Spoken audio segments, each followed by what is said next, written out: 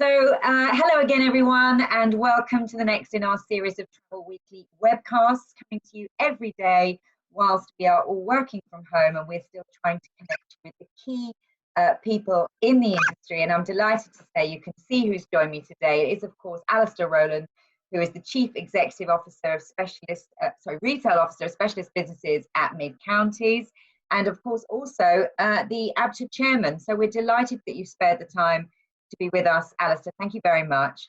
Let's get straight to it. It must be so busy for you. Let's start with your Midcounties hat on. Perhaps just talk us through the challenges that you face. Obviously, you've got agents in shops, you've got some at home. Tell us what the main challenge has been and what you're currently going through. Yeah, it's been really complex, but actually having a parent which is a co-op has helped in part. So for every part of the business, like travel, that's really hurting, other parts of the business are incredibly busy, including food and healthcare. So we had an early opportunity to move some of our frontline people from travel into the pharmacies and into food before the principle of furlough was adopted by many. Right. So we have a number of issues in all of our businesses, from nurseries to funeral to healthcare and travel. But in travel, we're working in the same way as everybody else, trying to cope with the lack of legislation change and consumer demands and the forward booking path. So within that, we have furloughed a number of people, albeit we're paying them up to 100%. We've moved a number of people into our other businesses that need them. And we've put about 70 agents now into virtual call centre and a specialist team for refunds, handling the refunds and queries from shops, PTAs and consortium members. Okay, so initially then, as you say, you mentioned it there yourself, you moved, so you made a pledge that you wouldn't actually lose any staff, and you redeployed them, didn't you, into other areas of the business. But have you then taken some of those out and furloughed them? Is that what you're saying? You're now taking advantage of the government staff retention scheme? Well, we gave everybody a choice. So if they wanted to work on the front line in food or pharmacy or perhaps even funeral, we'd give them that choice. When the furlough scheme was adopted, we gave them that choice as well. We subsequently made the decision to pay them up to 100%. So you're topping up the 20% that the government's not paying, yeah? Yeah, that's correct. Or have a specialist team that tend to be the branch managers and senior sellers and assistant managers on the virtual call centre, handling the queries from consumers and consortium members and PTA. Okay, all right. And I imagine there are lots of calls to that centre. You mentioned yourself it's very complex. You're waiting for guidance, as the whole industry is. So talk us through some of those challenges, and what are you advising your agents to do whilst we still don't have any change to the package travel regulations? Yeah, it's really tough for those guys, and we've got to recognise that for, whatever you are, an agent, a PTA, an agent with your own shop or call centre, large agents, including ourselves, small tour operators. So particularly when you're relying on third-party flying and accommodation, setting the rule set is really complex, and that depends on the type of refund. So we're sitting behind and supporting the Abta campaign. We're supporting refund credit notes. Difficulty in offering refund. We're entirely reliant on airlines eventually changing to refund, and that's a huge risk for large agents, consortium, and smaller tour operators. So in that context, we're offering a balance of credit note and a credit note from the airline on Atol bookings, whilst we wait for a legislation change. On everything else, we're offering a full refund credit note on full value, so non-air packages bonded by Abta. And then we're pushing our suppliers and partners to process refunds as quick as they can and keep our consumers informed. But it's a very complex set of mechanics, because everybody interpreted the principles very differently, and It's settling now, which is good. So everybody tends to be settling to the refund credit note principle. And I'm sure that will happen as time goes on. But the bookings that have been amended throughout March and some of April are going to be horrors to put right, frankly. And we've got hundreds of thousands of them, as you can imagine. I imagine you have. I mean, interesting you said there, Alistair, that you're adopting these processes whilst you wait for the changes to the package travel regulations. That would suggest you're confident that BEIS is going to allow a change to the law. Talk to us about that. You are confident that, because we've been waiting what seems like a very long time, and I think some people are saying the longer we wait, the less likely anything is going to change. So what's your view? I tend to have a bit of a different view there. I think now you've seen Spain and France and Italy, Germany change their version of PTRs to allow a settlement in terms of refunds. The UK would normally follow. As I understand it from Abta's position, the problem in BEIS is consumer detriment, and they don't want something that can be negative towards the consumer. But on side you have got, or seem to have, the CAA and the DFT in terms of coming out in relative support, and BEIS aren't as yet, but they're still talking, and that's good. I think it's more the complexity in government and the complexity about having so many government departments with their hand in this, trying to make a collective decision while government are handling this crisis. So I do think and do hope that airlines' reticence for refunds is around refinancing of airlines. That's starting to happen. We've seen that in TUI, we've seen that in EasyJet, we've seen that in Virgin. So one would think that part of any dialogue that the airlines are having with government would be around starting to release the cash, so the rest of the flow of work can progress, including Atol bookings for agents and small tour operators. Okay, all right. So you remain confident that because talks are continuing, that there should be something. You mentioned May and June bookings, though. There, you're saying that's going to be a real dog. Tell us how you're going to get through that. Then, how you're going to cope with that? Well, I think what we haven't seen yet, and this is part of the mentality to harvest the cash, is you've not seen many tour operators offering extensions in terms of tour operator payments of balances. That's bound to happen at some point. Actually, the FCO advised at the weekend on an indefinite date. Whilst that might be a norm for the FCO, actually it's not helpful in this context at all. And so the red tops have taken that negatively, and they're pushing at their customers to go and get refunds for anything that's been booked in the future. Just entirely unhelpful in terms of positioning. But what I think will happen is tour operators will wait and see. So 8-week collection dates are likely to move to 4-week collection dates, whilst we know the length of lockdown and when we'll likely to come through it. And Jet2's announcement today to start their programs again from mid-June is not unlike the positioning from EasyJet. So one hopes that towards the end of June and going into July, things will start to normalise, and that's what we're working towards. So the announcement from EasyJet, I mean, and Jet2 today, as you mentioned, clearly a really positive statement of intent. So that's can be seen as good news, but it is still there's a big caveat on that, isn't it? Because I guess we still, and you said yourself, we still don't know. So, but are you kind of viewing it the same as those two players, that you're thinking that there might be some kind of movement on this in June or July time?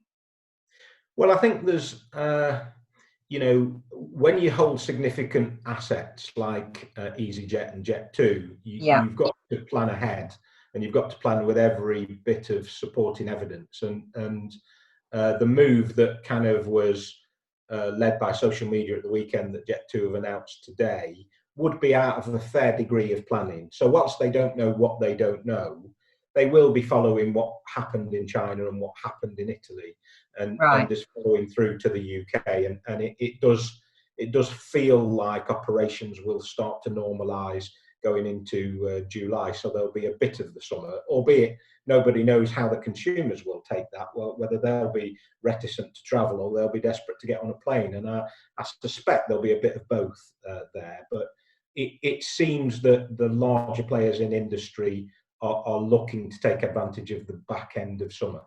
Okay, that's interesting, because there have been some people that have said, look, it's hibernation time, 2020 is a write-off, you might just as well hunker down, make sure you survive, and then put all your eggs into 2021. So that's clearly something that they're not doing. And what's Midcounties' view? What are you thinking of doing? Well, I think if you take the context that even if the programs are up and running, saying that we're out of lockdown, that probably only half of consumers will pick up that demand. I think, survival is where travel businesses will have to be throughout the end of 2020. And whilst many might take the profit in their books at the time something's booked, actually this is not about profit right now, it's about cash. So it's about getting through and having enough cash, and certainly getting the bonding done, getting your bonding done for Abta, your bonding done for CAA, having enough cash to last the early part of the winter, and start the programs in full. So I think I'm in the same place. I just think that we'll actually be selling some stuff from that point in time. But I would imagine, would be nice. Would be nice. I imagine the demand will probably only be half the demand that we're used to for the end of summer, and then going into selling for the winter season. That sounds reasonable. And actually, when you first announced that what you were doing with your own shops, Alistair, you did say that you would be planning a campaign for when the time is right for this bounce back. So is that underway?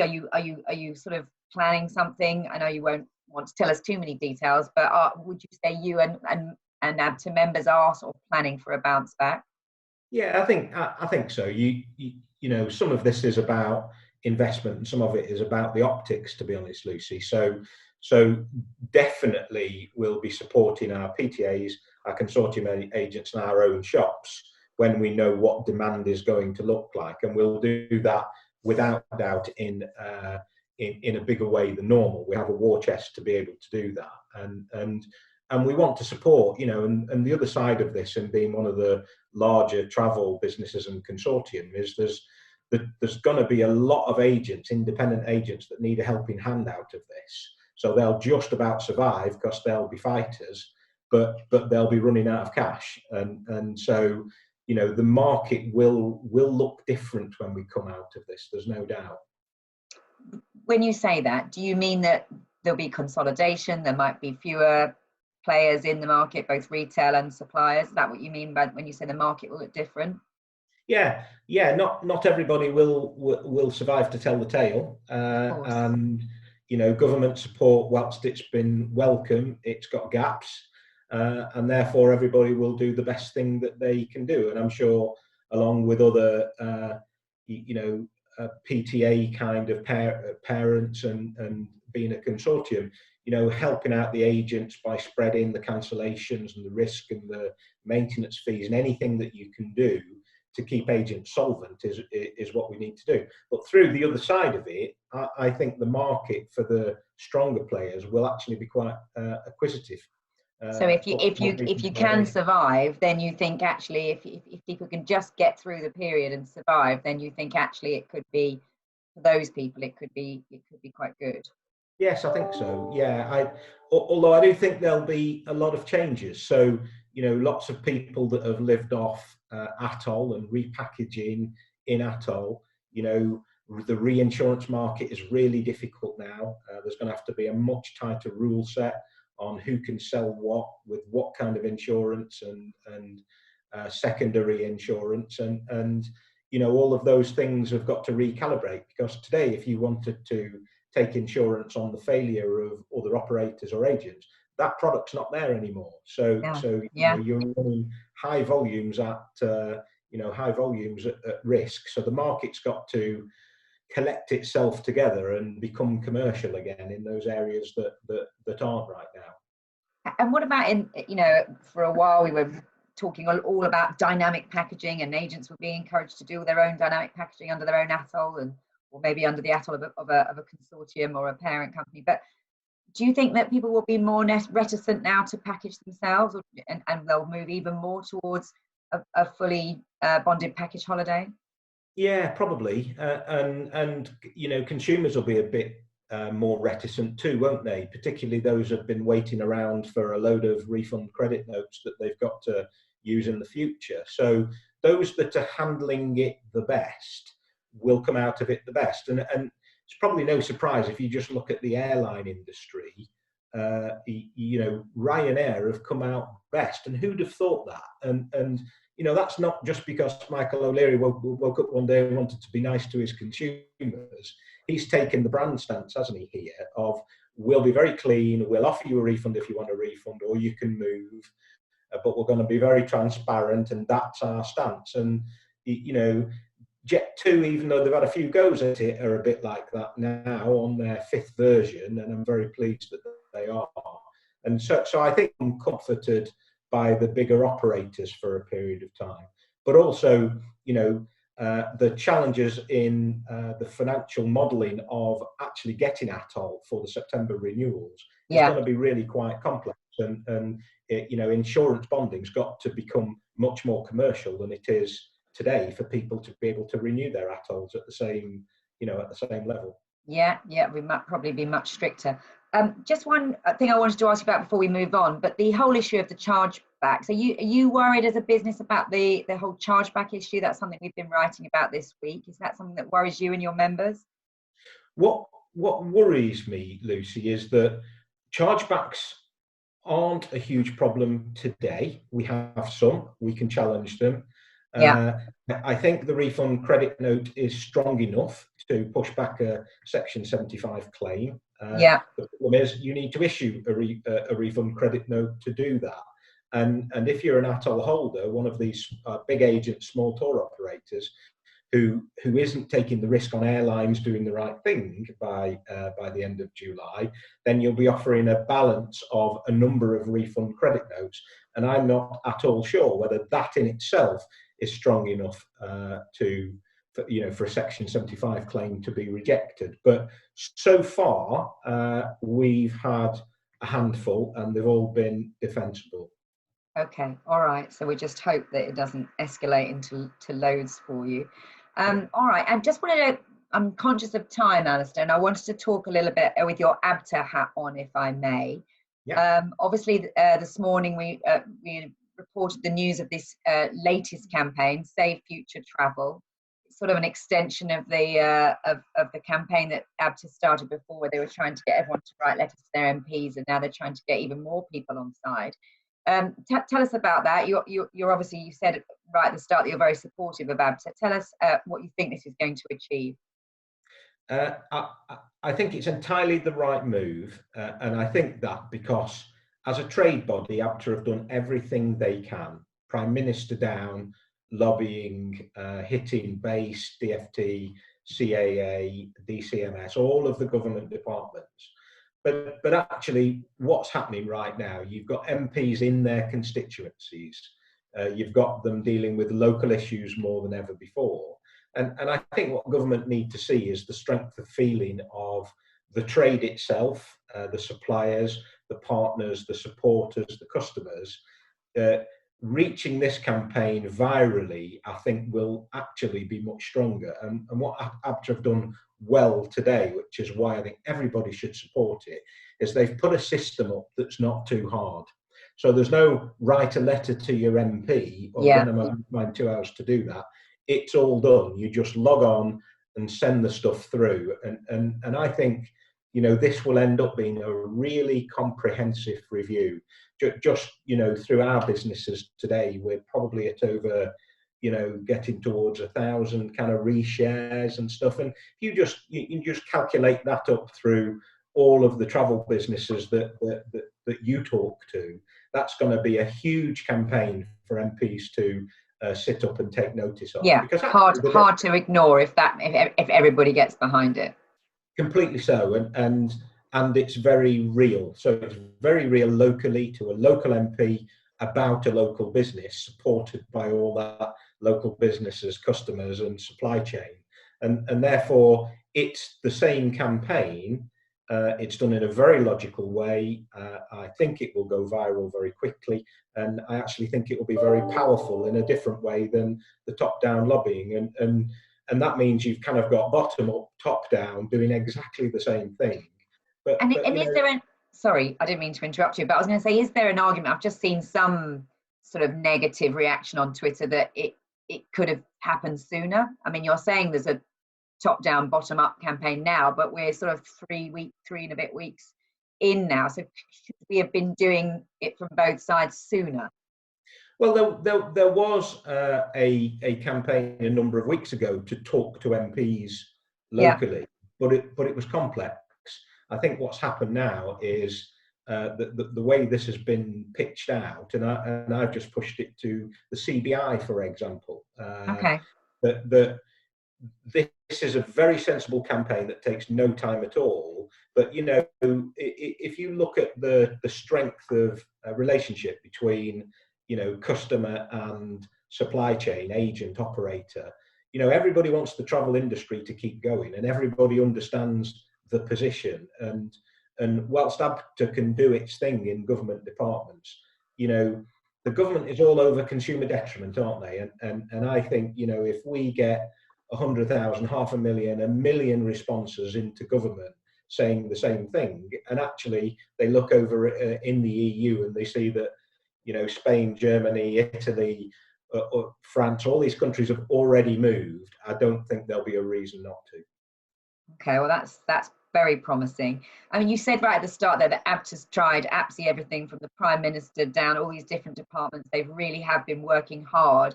And you would know, you're Abta chairman, but I think there has been some you know, backlash out there saying, oh, what, you know, why isn't Abta doing enough? Why aren't we getting a decision on this? But your view is that they have done everything they can, and it's just the government that is delayed. Well, I guess they've got lots to do, but it's the government dragging its heels rather than the trade association not doing a good job at lobbying.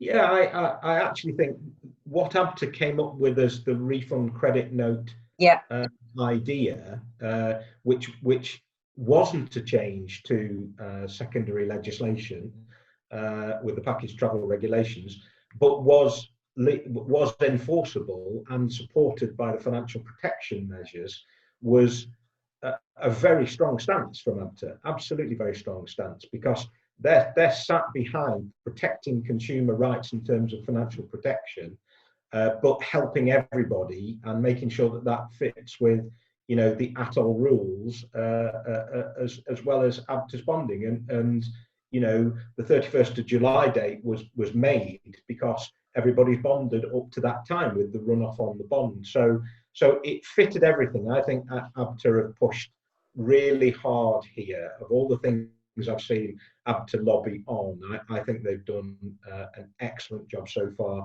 at getting government to listen. But government need to listen. So it's not over till it's over, Lucy, but I am hopeful. Okay, good. We're coming close to the end of time. It goes very quickly, but I do just want to finish on another positive note, and that's that, you know, the way that the trade has responded through this is a very difficult time, but we've seen countless stories. We're running this good deed feed with lots of entries from Midcounties agents, actually, you know, where we're just seeing great examples of the good side of people in the way they're dealing with customers, in the way they're dealing with each other, just the situation in general. How proud have you been of your teams and your agents, your home workers, your members and your consortium? How proud have you been of the way that everyone has responded to this? And I don't know if you've got any anecdotes of any particular examples in your organisation. There are lots, and of course we're a bit of a strange organisation in that we're doing so many things. But you know, examples of, you know, our agents who happen to be working in food, delivering goods to older people, way beyond a number of the initiatives that we're playing out. And actually, you know, the travel industry is such a solid industry, isn't it? Full of so many brilliant people that what has been nice for me is to, you know, take a you know, a bunch of those people, 100, 150 of them, and push them into our other businesses to add such a lot of value, and some of those guys are actually having a great time in food. And I'm going to they might not come back. What happens if they don't come back? They might have a better time. There's a lot of pain out there in food, and the same in pharmacy particularly, and it's great that, you know, our people are getting paid. We've laid nobody off. We don't intend to do that. We think we've got enough cash to lead us through the year, and people can take a choice of what they want to do for the greater good of the society that we operate, Lucy. So lots of examples of great work. Okay, brilliant. All right, Alistair. Well, thank you so much for joining us today. You know, that's been brilliant to get an update on what Midcounties are doing, and also your views with your Abta chair hat on. So let's hope you're right. Let's hope there are some decisions from the government soon that help the whole industry. But until then, thank you very much, and we wish you the best of luck. Thank you.